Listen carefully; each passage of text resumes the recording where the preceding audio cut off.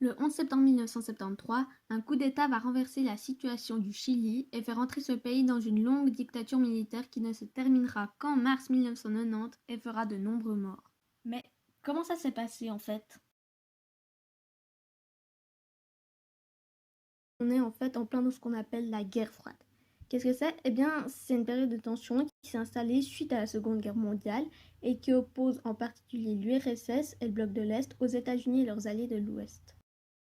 En plus, au Chili, le climat n'est pas super bon et il y a une crise économique et sociale. Donc, en bref, la situation est un peu difficile. Et c'est justement dans cette atmosphère que va être élu en 1970 le président chilien Salvador Allende, qui est socialiste et qui a donc des idées plus proches des soviétiques. Une première tentative de coup d'État est entreprise en juin 1973, mais elle échoue.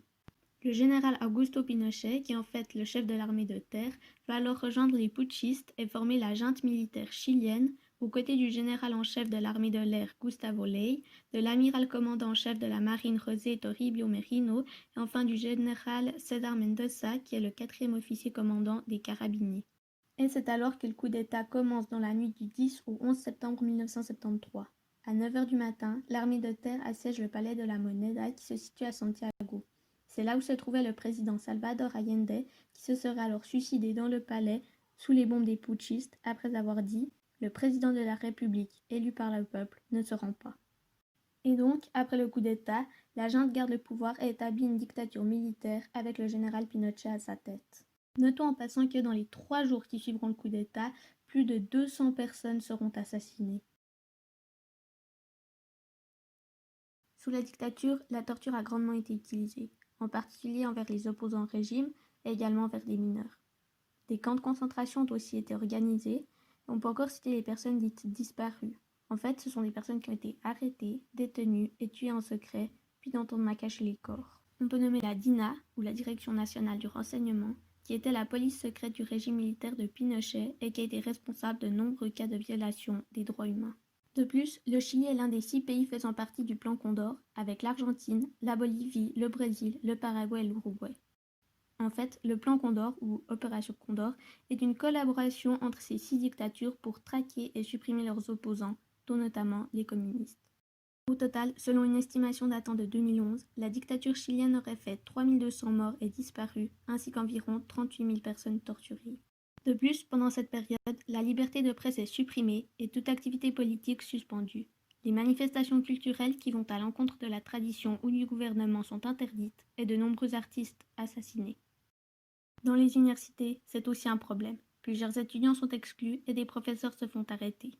Au niveau économique, la situation n'est pas très bonne, mais ils vont parvenir à faire des réformes qui permettront, d'une certaine manière, à améliorer l'économie du Chili, ce qu'on va appeler le miracle chilien.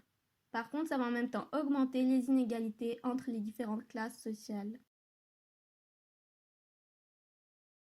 En janvier 1978, l'ONU condamne la dictature chilienne. Alors la junte, elle va organiser un plébiscite pour s'assurer qu'elle a toujours le soutien du peuple. Un plébiscite, c'est selon Larousse un procédé par lequel un homme qui a accédé au pouvoir demande à l'ensemble des citoyens de lui manifester leur confiance en se prononçant par oui ou par non sur un texte donné. Le texte que les Chiliens devaient approuver ou non était le suivant. Face à l'agression internationale lancée contre le gouvernement de notre patrie, j'appuie le général Pinochet dans sa défense de la dignité du Chili et je réaffirme la légitimité du gouvernement de la République à diriger souverainement le processus d'institutionnalisation du pays. Le résultat fut que 75% des voix soutenaient Pinochet. Évidemment, le peuple n'était pas vraiment censé s'opposer au régime en place et en plus, c'est difficile de savoir si les chiffres donnés par le gouvernement étaient vrais ou non. En 1980, une nouvelle constitution est proposée et elle entrera en vigueur le 11 mars 1981. En fait, elle prévoyait une période de transition vers le retour à la démocratie jusqu'en mars 1989, où le mandat du général Pinochet devait se terminer. Mais voilà qu'à la fin de cette période, on veut justement élire Augusto Pinochet à la tête du pays pour les 8 prochaines années. La proposition doit alors être validée par référendum plébiscitaire, ce qui a lieu le 5 octobre 1987. Et là, les adversaires de Pinochet l'emportent avec 55,99% des voix. Un nouveau président va alors être élu, Patricio Aylwin Azocar. C'est donc la fin de la dictature. Mais la transition vers la démocratie ne sera pas si facile que ça, surtout qu'il y avait encore beaucoup de gens qui soutenaient Pinochet. Et en plus, plusieurs de ceux qui avaient torturé, violé, tué pendant la dictature n'eurent pas à payer pour ce qu'ils avaient fait.